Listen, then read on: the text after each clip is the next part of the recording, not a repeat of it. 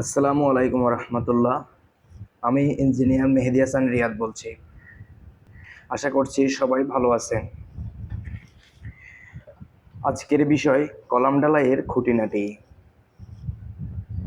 তো ভিডিওটি দেখার আগে আমার ফেসবুক পেজটি ফলো দিন এবং শেয়ার করে দিন। তো চলুন শুরু করা যাক। প্রথমে আপনি ড্রয়িং মোতাবেক গ্রিড লাইনের সুতার সাথে কলামের প্লেসমেন্ট ঠিক করে কিকার করে নেবেন। কিকার ঢালাইটা খুব ভালোভাবে করতে হবে। একদিন পর কিকার শাটারটি খুলে ফেলতে পারেন, আর অবশ্যই কিউরিং করে নেবেন। ড্রয়িং অনুযায়ী মেইন রড ও রিং রড বেঁধে নেবেন।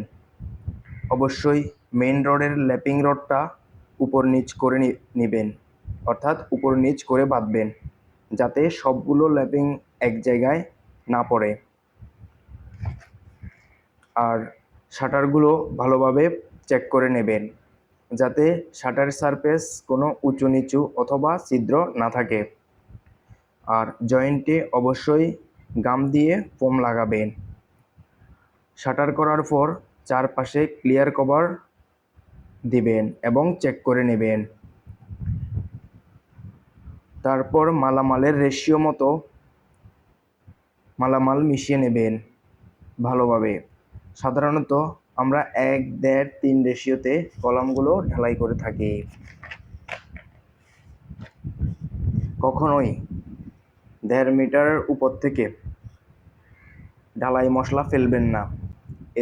তা না হলে আপনার কলামে সেগ্রিগেশন হতে পারে এবং কি আপনার কলামটি দুর্বল হতে পারে।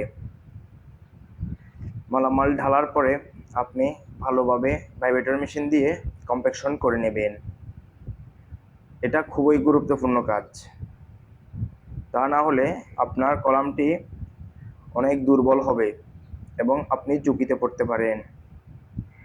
তো বন্ধুরা, ভিডিওটি আজকে এ পর্যন্তই। দেখা হবে পরবর্তী কোনো ভিডিওতে। ভালো থাকবেন। আমার ফেসবুক পেজটি ফলো দেবেন এবং শেয়ার করে দেবেন। ধন্যবাদ। আসসালামু আলাইকুম।